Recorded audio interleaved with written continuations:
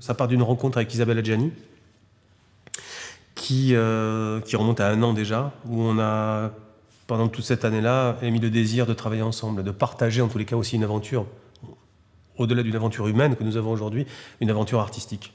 C'est avec Valérie Six et Isabelle qu'elles m'ont proposé de travailler sur l'œuvre d'Opening Night.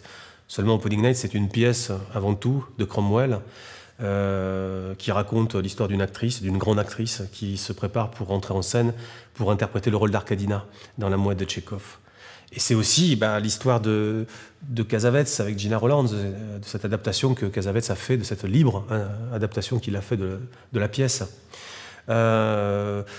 Du coup, nous, on s'est posé cette question-là de comment on raconte notre propre histoire, qui s'appellera Opening Night, mais qui ne sera ni l'adaptation d'une œuvre cinématographique, ni l'adaptation d'une œuvre théâtrale.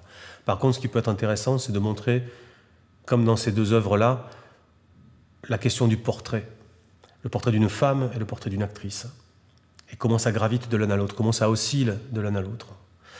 Alors on s'est simplement dit, voilà, on pourrait travailler sur le processus d'écriture d'une scène qui donnerait lieu à un plan séquence d'une 20aine de minutes sur la fin du spectacle, mais qu'on assiste à la construction de ce plan séquence-là, qu'on assiste dans l'écriture, qu'on assiste à ses répétitions, mais qu'on assiste aussi à ces moments de solitude, de questionnement humain que peuvent avoir les acteurs, mais aussi simplement des personnes qui se retrouvent seules dans un hôtel, à attendre le lendemain pour reprendre les répétitions, et qui se retrouvent aussi face à leur propre manque, leur propre absence, leur propre solitude.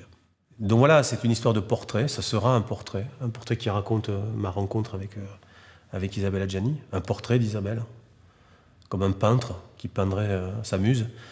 Et dans ce portrait-là, voilà, on va essayer d'y trouver un visage au présent, tout simplement.